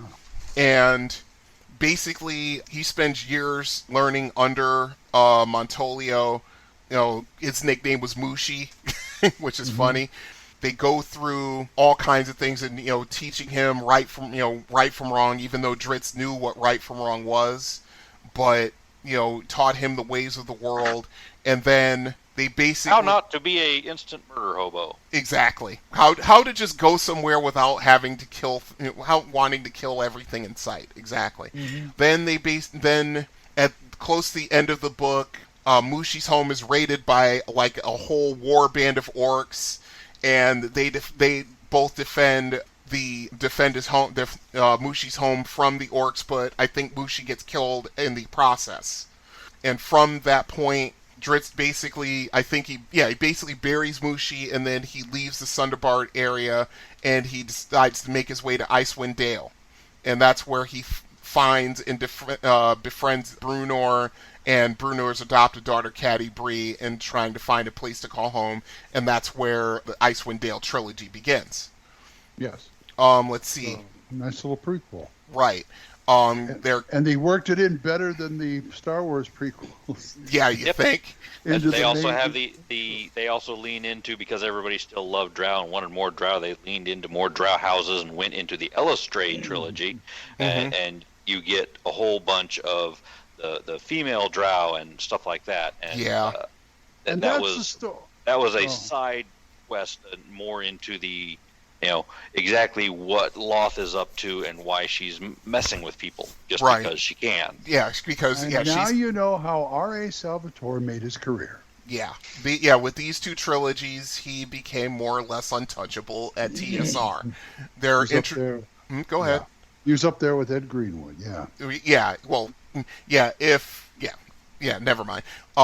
There were some interesting characters in the trilogy, like Roddy McGristle, who's a human bounty hunter who is trying to basically kill Drizzt, and he's basically chases Drizzt around because when Roddy tried to kill Drizzt the first time, Drizzt ends up killing one of his dogs and injures the second one, and Drizzt cut his ear off and scarred his face.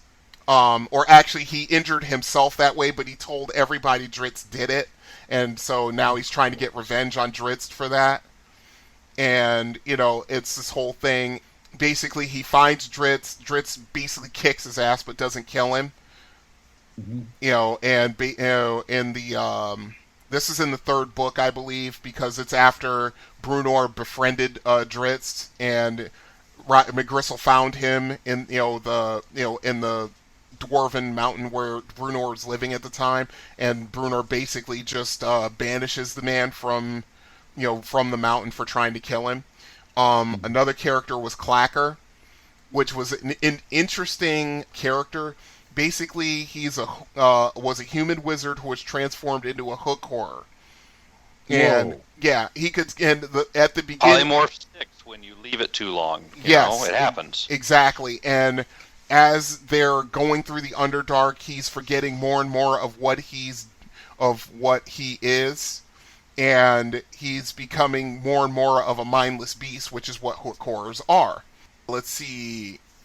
He also, the next character I'll talk about, Belwar, but he meets Belwar and Drizzt, and they try to reverse the spell they try to reverse the spell that was cast on him, but they try to find the wizard that cast a spell on him, but basically unwillingly Clacker killed that wizard because the comment from the wizard drove him into a primal rage and ended up killing him.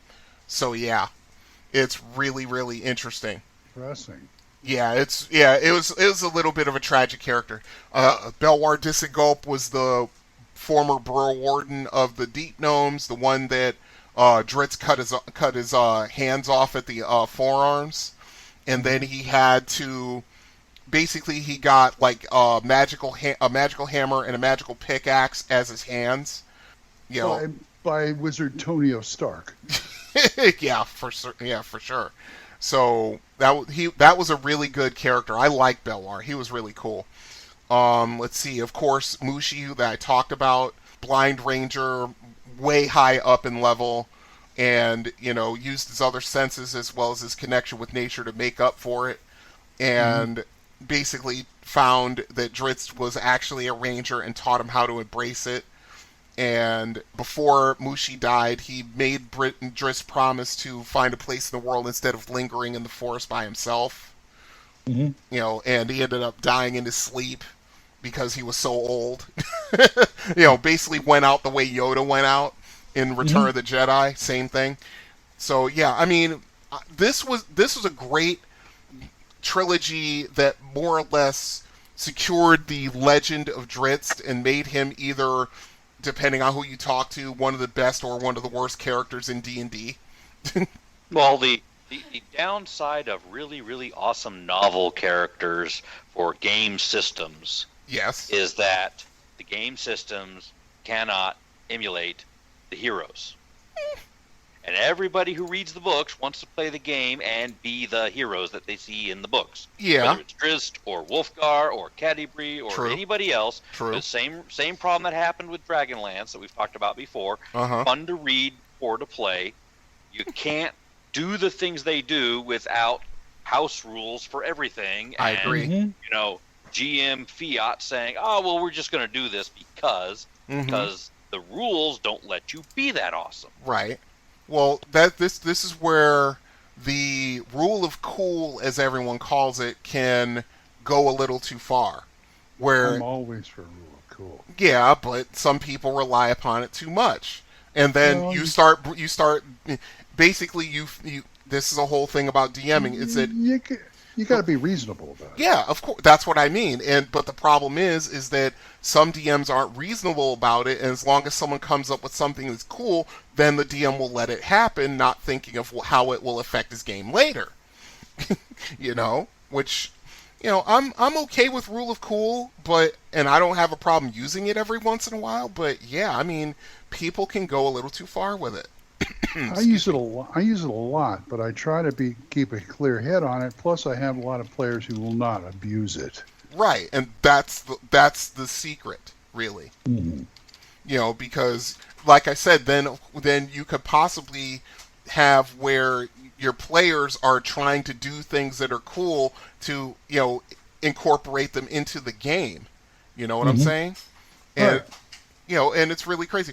All right, and as far as Full-On says, he's pretty much right, because when you go into the Heroes Lore book, which is the second book they put out, Drizzt Do'Urden is a 16th level ranger. This is like, I have that source. Yeah, it's a great source book. I love it. But he's a 16th level ranger. But before he was a 16th level ranger, what was he? 8th level fighter, I think. Yeah, not 8th, 18th. And it's so that's basically the story of how he came to be. He went from like first level to like almost retirement level. That's not dual classing. Yeah, but he did dual class. No, that's not dual class. It's the same class. Yeah, I know. They're both fighter class. I know, but they're different. But that's what I'm trying to say.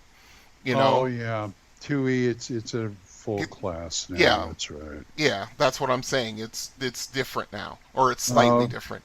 But yeah, this is what I'm saying. So actually, he's still even at technically he did the monster thing of I am a 8-hit dice monster known as a drow fighter that you get out of your write-up of here's the things that you can encounter in a drow encounter, which can include a party of this many elves will have this many of this and this and this and this and this. So he's this really, really epic fighter, straight drow, who goes to become a ranger, but he is an 8-hit dice person. So he's a level 1 ranger as an 8-hit dice person who levels up, or even a 16-hit die. He could be a 16th hit die, drow monster, epic creature living wild in the woods or wild in the caves of the Underdark on his own.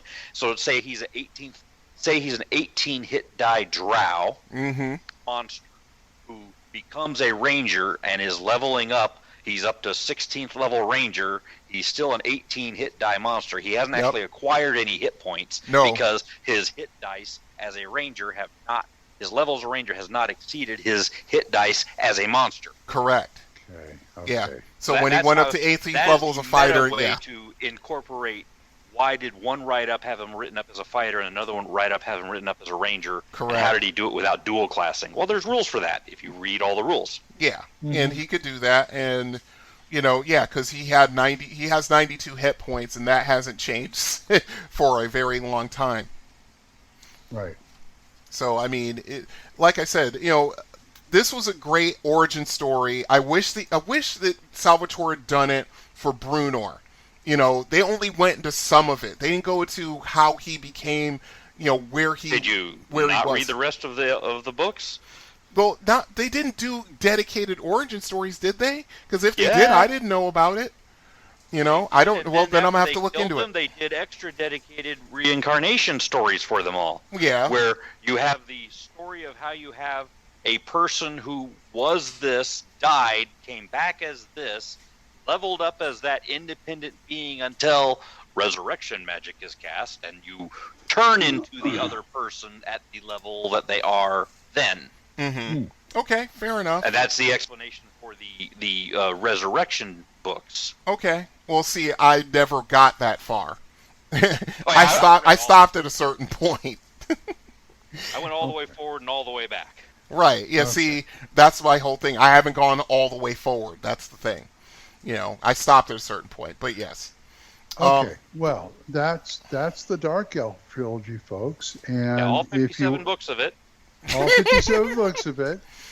And that's only a slight exaggeration, folks. There are you go. a lot.